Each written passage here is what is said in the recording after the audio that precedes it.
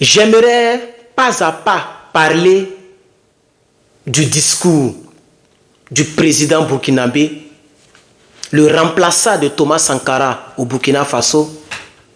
J'aimerais parler un peu de son discours. Chers camarades, peuple d'Afrique, écoutez ceci et après cela, on va avancer. Écoutez, s'il vous plaît. Nous sommes à l'introduction, comme on l'a dit. Les opérations sont plus aériennes et souvent aéroterrestres. Nous avions beaucoup de soucis.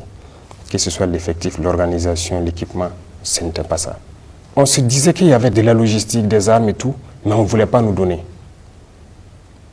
Mais on est arrivé, on a constaté que ce n'était pas le cas. Il n'y avait rien, les gens n'ont pas préparé la guerre. Pendant que ça fait des années de guerre. La première des choses, c'était de chercher à savoir qu'est-ce qu'il y a dans nos soutes. Il n'y avait rien. Il n'y avait rien, on ne peut même pas trouver 200 Kalachnikov en réserve. Nous venons d'écouter M. Ibrahim Traoré. Les gens n'ont pas préparé la guerre.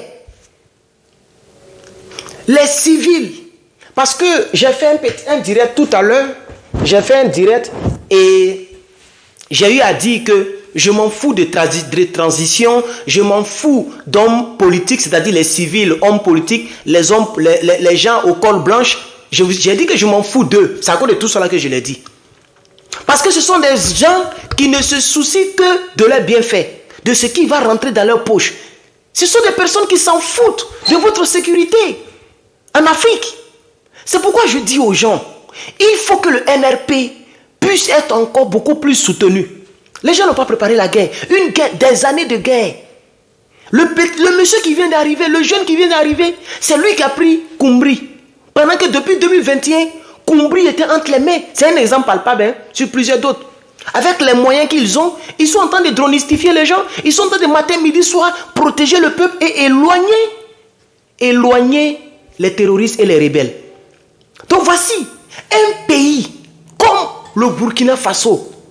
Un pays comme le Burkina Faso n'avait même pas 200 kalash dans les soutes. Mes chers camarades, s'il vous plaît, donnez-moi un instant. Je vais chercher sur Google ou même sur Wikipédia. Je vais chercher, comment on appelle ça?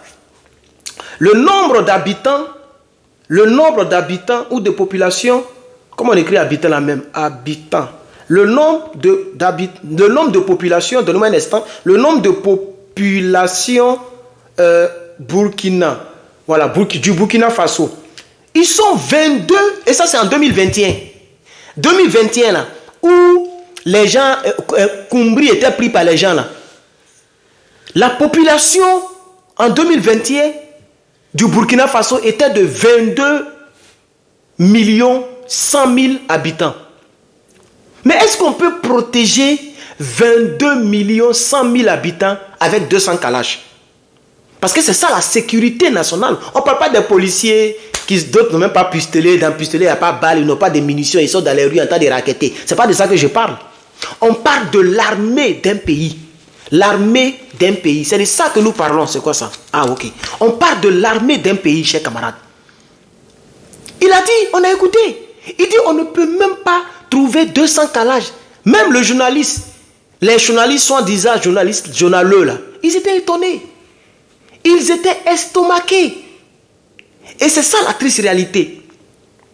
Les présidents africains s'en foutent de ce qu'on appelle honneur, dignité, indépendance, vraie indépendance, je veux dire la sécurité nationale. Eux, ils s'en foutent.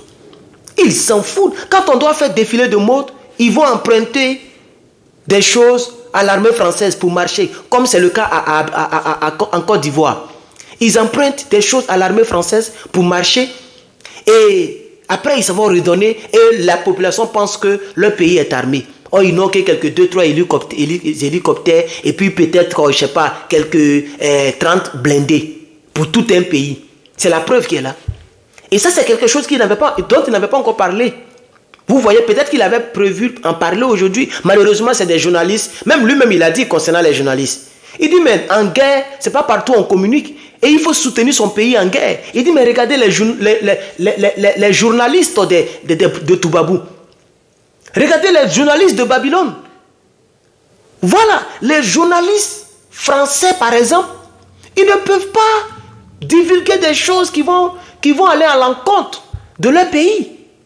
Vous voyez comment France 24, RFI, BFM TV, toutes ces chaînes-là s'alignent sur un même objectif, défendre leur soi-disant France, leur soi-disant puissance. Chers camarades, mais revenons en Afrique. Voici les énormités, voici les calamités, voici les tristesses, voici des situations déplorables que vivent nos pays, nos États. Et il a eu à dire quelque part, c'est vrai que dans la vidéo, je n'ai pas monté la partie, mais je n'ai pas coupé la partie. Mais il a eu à dire que maintenant que nous sommes là, on a plus de 10 000 fois ce qu'on a trouvé. Mais il a fait 1 an seulement au pouvoir. Cher Burkinabé, vous voulez faire quoi avec les politiciens au col blanche même?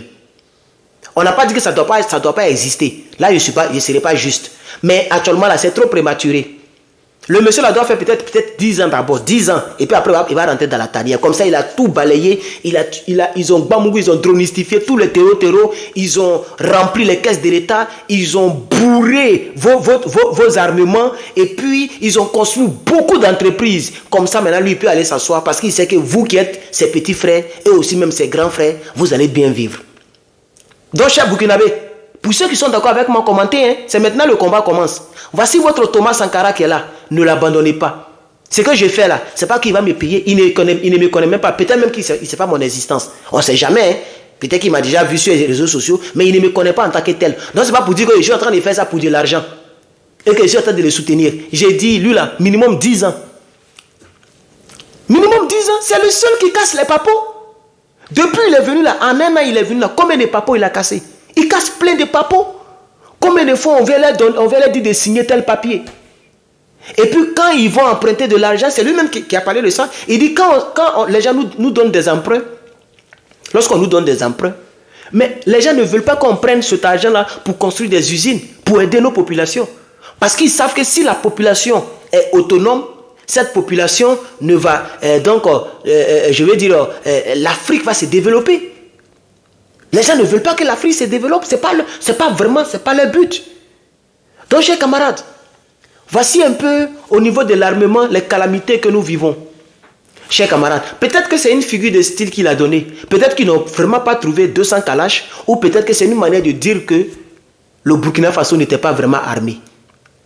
Mais quand il a dit on a 10 000 fois ce qu'on a trouvé, ça veut dire que le Burkina est capable de se défendre en cas d'agression.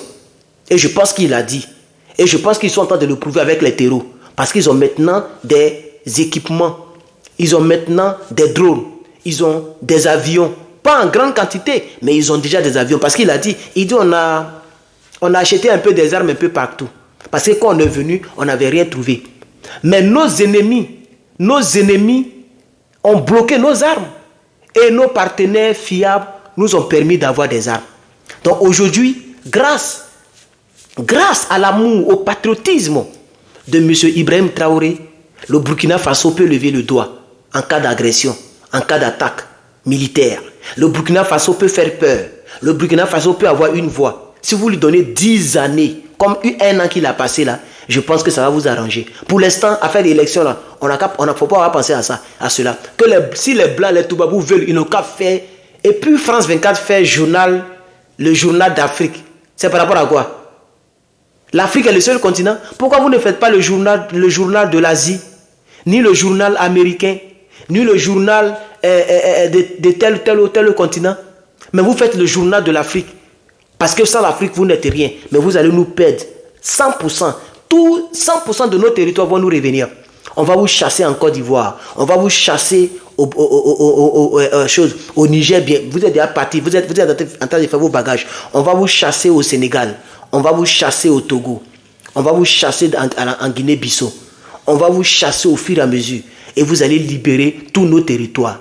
Même le pays qui a plus d'armements étrangers, de militaires étrangers sur son sol, Djibouti, vous allez partir. Vous allez partir. Parce que l'Afrique ne veut plus travailler avec vous militairement. Vous n'êtes pas du tout bien. Donc, chers camarades, voilà cette petite partie de son discours. Voilà, je vais faire 10 minutes, de 10 minutes en 10 minutes, selon les parties vraiment importantes de son discours. Dites-moi en commentaire ce que vous pensez de ma proposition. Je suis Herman le Patriote, je critique, j'observe, j'analyse, j'interprète, mais je propose. Je propose que minimum, ce monsieur-là quitte au pouvoir lorsqu'il aura eu ses 50 ans. Voici ma proposition, minimum lorsqu'il aura eu ses 50 ans. Voilà, cher Burkinabé, c'est votre pays. Dites-moi en commentaire ce que vous pensez de cette ascension. Que Dieu vous bénisse. C'était Herman le Patriote. À bientôt. Merci beaucoup.